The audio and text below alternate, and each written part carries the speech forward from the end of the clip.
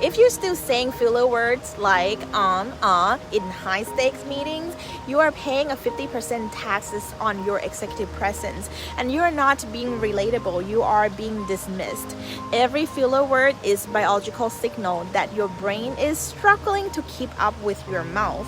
I've coached smart founders who lose VC funding because they sound like teenagers when they get nervous, and I've done it too. The enemy here is the vacant space panic. So when we are under pressure, silence feels like a threat, and we use fillers to hold the floor so nobody interrupts us. But a study on linguistic perceptions found that speakers with high disfluency are rated significantly less competent. So your filler words are literally costing you your money, career, and status. The solution here, we fix this with the Vocal Audit. And today your goal is to zero fillers.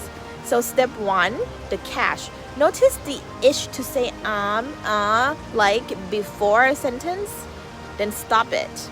Be mindful of that. And then step 2 is the swap. Instead of making a sound, just close your mouth. Pause.